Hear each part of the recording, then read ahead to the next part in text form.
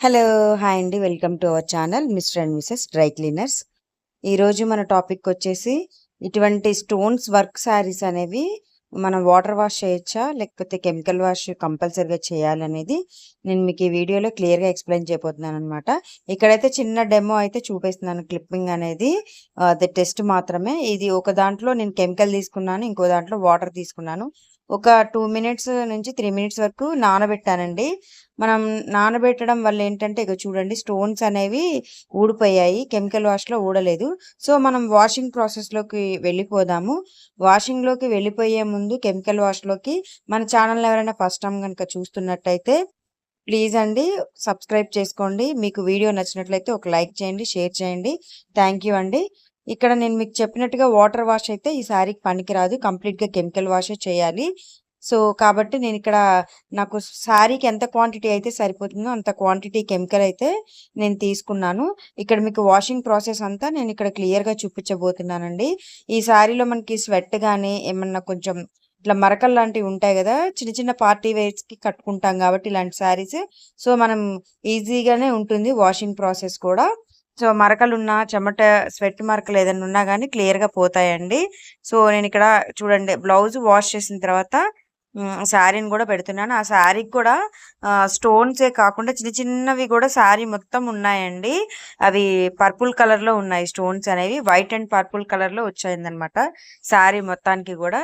So, నేను శారీ మొత్తాన్ని కంప్లీట్‌గా డిప్ అయితే చేస్తున్నాను ఆ కెమికల్‌లో.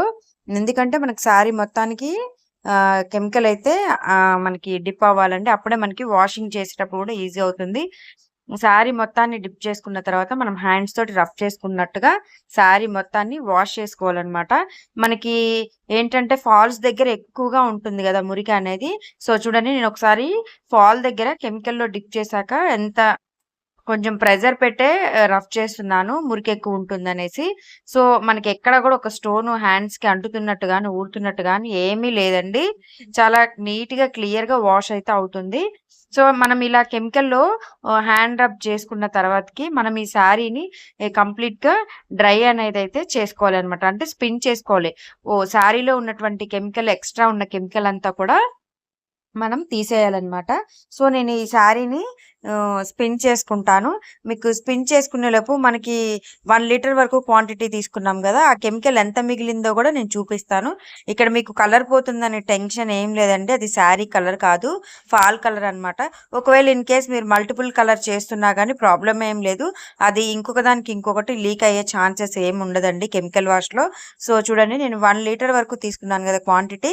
ఇక్కడ మనకి 100 ఎంఎల్ అయితే మిగిలింది. 100 ఎంఎల్‌కి కొంచెం మిగిలింది. ఈ కెమికల్ ఇంకొక దానికైతే యూజ్ చేయమండి.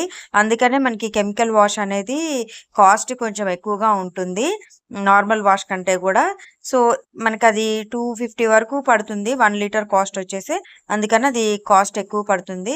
సో, నేను శారీ అనేది స్పిన్ చేశాక చూడండి శారీ షైనింగ్. స్టోన్స్ గూడా ఒక్కటి గూడా ఊడిపోకుండా చూడండి. శారీ ఎంత షైనింగ్‌గా మనకి ఉందో. కంప్లీట్‌గా శారీ రోల్ ప్రెస్ చేశాక కూడా మీరు అబ్జర్వ్ చేస్తున్నట్టయితే శారీ ఫినిషింగ్ మాత్రం చాలా బాగా వచ్చింది. ఎక్కడ గూడా కొంచెం గూడా డ్యామేజ్ అయితే అవ్వలేదండి. సో, ఐ హోప్ మీకు ఈ వీడియో నచ్చుతుందనే అనుకుంటున్నాను.